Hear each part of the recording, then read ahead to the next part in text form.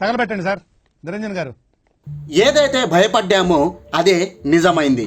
Adipurush final trailer పూర్తిగా తేడా కొట్టేసింది.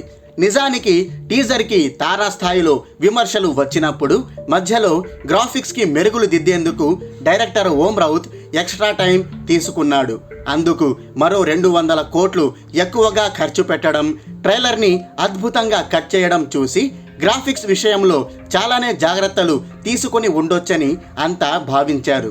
అంటే టీజర్లో బొమ్మలు చూపించినట్లు కాకుండా సహజత్వానికి దగ్గరగా ఉండేలా గ్రాఫిక్స్ని తీర్చిదిద్ది ఉండొచ్చని భావించారు.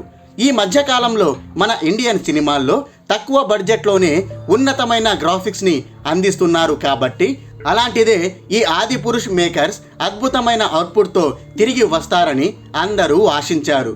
తీరా ఇప్పుడు ప్రీ రిలీజ్ ఈవెంట్ వేదికగా రిలీజ్ అయిన ఫైనల్ ట్రైలర్ని చూస్తే ఆ ఆశలన్నీ బుగ్గిపాలయ్యాయి.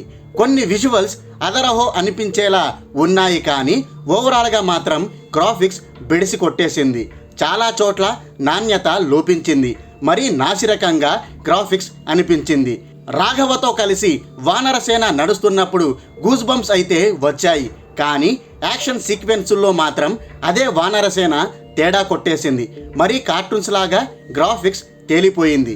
చివరికి పాము సీక్వెన్స్ కూడా కొట్టొచ్చినట్టు కనిపించింది.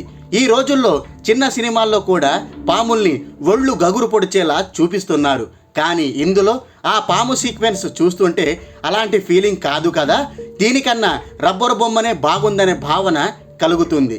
ఓవరాల్గా ఈ ట్రైలర్ గురించి చెప్పుకోవాలంటే ఓం రౌత్ కామెడీ చేసి పారేశాడని చెప్పుకోవచ్చు.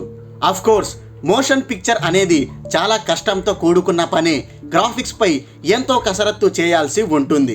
అయితే ఇక్కడ ఆదిపురుష్ సినిమా కోసం మేకర్స్ ఖర్చు పెట్టింది 100-200 కోట్లో కాదు, ఏకంగా 700 కోట్ల బడ్జెట్ పెట్టారు.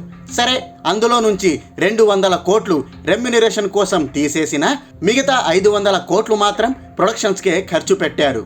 ఈ రోజుల్లో చిన్న చిన్న సినిమాల్లోనే గ్రాఫిక్స్ అద్దిరిపోయే రేంజ్లో చూపిస్తున్నారు. కాబట్టి 500 కోట్లు పెడుతున్నప్పుడు తప్పకుండా గ్రాఫిక్స్ విషయంలో చాలా అంచనాలు ఉంటాయి. మరీ హాలీవుడ్ రేంజ్లో కాకపోయినా కనీసం దాని దరిదాపుల్లో ఉండేలా సహజత్వాన్ని ప్రేక్షకులు కోరుకుంటారు. ఇంతకు ముందు వచ్చిన ట్రైలర్ ఆ అంచనాలను అందుకోగలిగింది, కానీ ఈ ఫైనల్ ట్రైలర్ మాత్రం జెండా ఎత్తేసింది.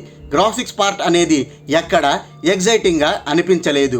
ఇక ఇంతకు ముందు మోడర్న్ లుక్లో రావణుణ్ణి చూపించినందుకు విమర్శలు వచ్చాయన్న భయంతోనో లేక మరే ఇతర కారణమో తెలీదు, కానీ ఈ ఫైనల్ ట్రైలర్లో కూడా రావణుడిగా సైఫ్ అలీ ఖాన్ను పూర్తిగా చూపించలేదు. పెళ్లి కూతుర్ని దాచిపెట్టినట్టు అతన్ని ఈ ట్రైలర్లో కూడా దాచిపెట్టేశాడు. ఫైనల్గా ఈ ట్రైలర్ గురించి చెప్పేది ఒకటే, మోషన్ పిక్చర్తో డైరెక్టర్ ఓం రౌత్ చేయాలనుకున్న గ్రాఫికల్ ప్రయోగం పూర్తిగా బోల్తా కొట్టేసింది. మరి ఇలాంటి నాసిరకమైన గ్రాఫిక్స్తో వస్తున్న ఈ సినిమాను ఆడియన్స్ ఎలా రిసీవ్ చేసుకుంటారో చూడాలి. గ్రాఫిక్స్ని పట్టించుకోకుండా థియేటర్లపై దండయాత్ర చేస్తారా, లేక గ్రాఫిక్స్ తేడా కొట్టిందని చెప్పి ఇగ్నోర్ చేస్తారా? Let's wait and see. అయిపోయి